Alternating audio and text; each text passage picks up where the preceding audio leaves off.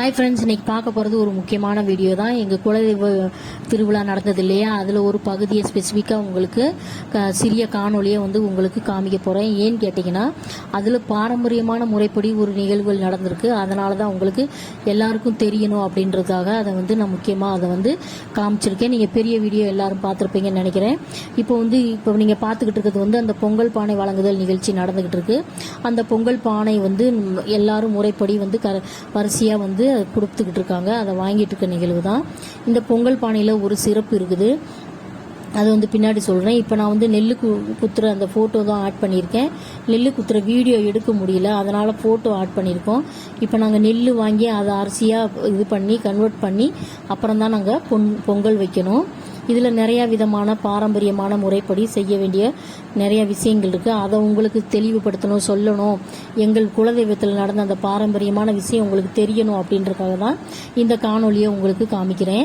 இப்போ நீங்கள் பார்த்துக்கிட்டு இருக்க இடம் இந்த கோயிலுக்குன்னு இருக்கக்கூடிய அந்த கிணத்து பக்கத்தில் தான் எல்லாருமே நிற்கிறாங்க. அந்த பானையை வச்சு வாங்கிட்டு வந்த பானையை வச்சு அந்த தண்ணியை மோட்ரு போட்டு விட்ருக்காங்க. அந்த இறைக்கிறதுக்கு நேரம் ஆகுன்றனால மோட்டராக போட்டு விட்ருக்காங்க. அதில் போய் அப்படியே ஈரமாக நின்று நனைஞ்சிட்டு அந்த அரிசியை கழுவி அந்த தண்ணியை ஊற்றி அந்த பானையில் ஊற்றணும். இந்த பானையை கீழேயோ இல்லை வேற யார் கையிலையோ கொடுக்கக்கூடாது.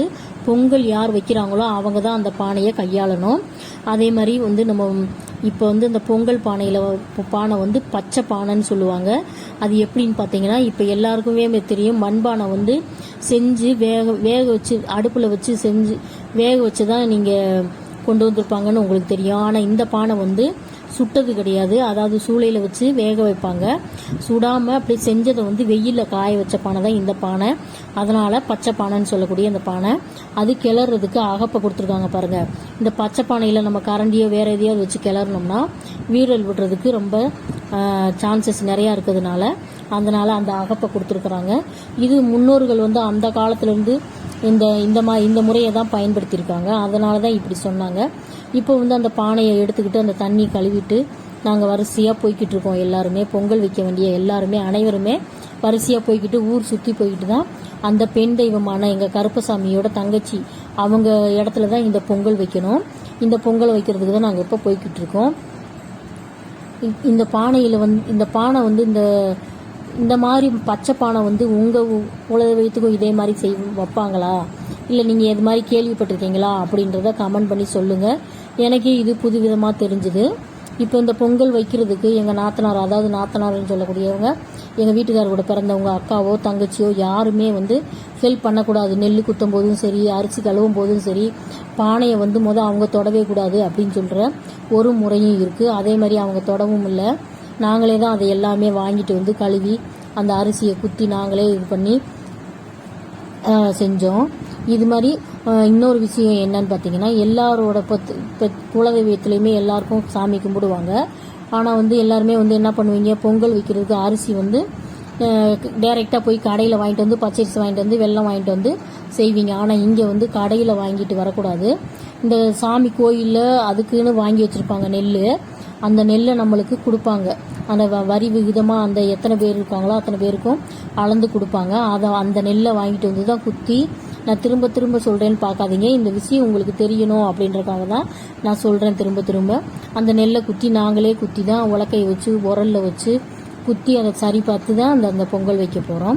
அதில் ரொம்ப சிறப்பு மிக்க நிகழ்ச்சியாக எனக்கு தெரிஞ்சுது. அதனால தான் இது 4 பேர் தெரிஞ்சுக்கிட்டோம், எங்களோட குலதெய்வ கோயிலில் இந்த மாதிரி பாரம்பரியமான விஷயங்கள் நடக்குது அப்படின்ற விஷயங்கள் தெரிஞ்சுக்கிட்டோம். அப்படின்றதுனால தான் இந்த காணொலியை உங்களுக்கு பதிவிட்டுக்கிட்டு இருக்கேன். இதில் இன்னொரு விஷயம் என்னென்னா அடுப்பு.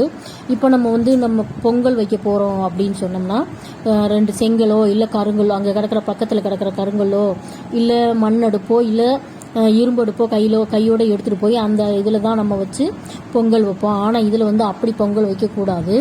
நாங்களே இப்போ இந்த பொங்கல் 3 மணி 4 மணிக்கு நாங்கள் வைக்க போகிறதுனா ஒரு 2 மணி நேரத்துக்கு முன்னாடி அந்த அடுப்பு செய்யணும். அந்த அடுப்பு எப்படி செய்கிறதுனா, மண்ணில் தண்ணியை ஊற்றி குழச்சிக்கிட்டு ஈர மண்ணை அப்படியே உருண்டையாக வச்சு அந்த அடுப்பு காஞ்சிருக்கக்கூடாது, ஈரமாகவே இருக்கணும். அப்படி தான் அந்த மாதிரி சூழ்நிலையில் தான் அந்த பொங்கல் வைக்கணும் அப்படின்ற முறையும் இருக்குது. அதே மாதிரி தான் நாங்கள் இன்றைக்கி இந்த பொங்கல் ஒரு 4 மணிக்கே வைக்க ஆரம்பித்தோம். அதுக்கு முன்னாடி 2 மணி நேரத்துக்கு முன்னாடி போய் அந்த அடுப்பெல்லாம் ரெடி பண்ணிட்டு வந்தோம். அதை வந்து வீடியோ எடுக்க முடியல. சில பல காரணங்கள்னால, வேலை இருந்ததுனால, நெல் குத்துற வேலை, இந்த வேலையெல்லாம் இருந்ததுனால அந்த இதை வீடியோ எடுக்க போக முடியல.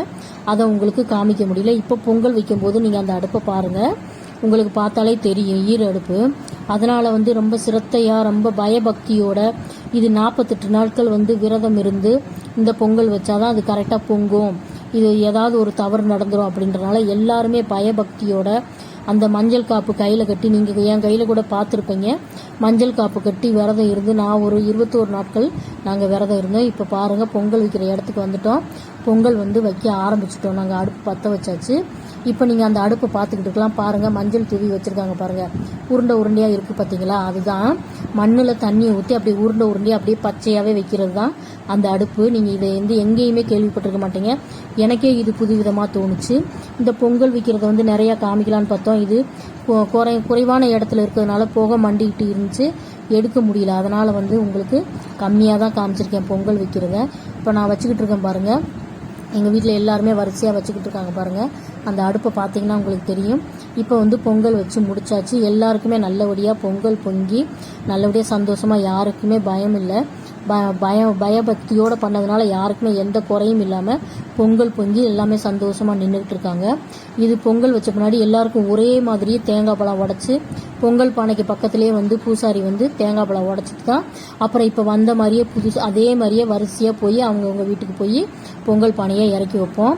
அதுக்காக தான் இப்போ வெயிட் பண்ணிக்கிட்டு இருக்கோம். இப்போ பூசாரி வந்து வரிசையாக வந்து தேங்காய் பழம் உடைக்கிறதுக்காக வெயிட் பண்ணிக்கிட்டு இருக்கோம், உட்காந்துக்கிட்டு இருக்கோம். எல்லாருமே நல்லபடியாக திருவிழா நடந்தது. இதுக்கப்புறம் வர்ற நிகழ்வுகளை யாருக்குமே சொல்லக்கூடாது அப்படின்னு சொல்லிட்டாங்க. இரவு பூஜைன்னு ஒன்று நடக்கும், அதை யாருக்கும் தெரியப்படுத்தக்கூடாது, வீடியோ எடுக்கக்கூடாது, யாருக்கும் சொல்லக்கூடாதுன்னு சொல்லிட்டாங்க. இப்போ வந்து நம்ம பெட்டி தூக்கிட்டு போனோம் இல்லையா, பெரிய வீடியோவில் பார்த்துருப்பீங்க, அந்த கருப்பசாமி கோயிலுக்கு பெட்டி தூக்கிட்டு போனோம் இல்லையா, அந்த பெட்டியை வந்து பெட்டி வைக்கிற இடத்துல வச்சு அதை வந்து நிறைவுபடுத்துகிறாங்க. திருவிழாவும் நிறைவடைந்தது. இதோட எல்லா திருவிழாவுமே நடந்துச்சு. இரவு பூஜை மட்டும் இருக்குது. இனி வீடியோ பிடிச்சிருந்தா லைக் பண்ணுங்கள், ஷேர் பண்ணுங்கள். தேங்க்யூ.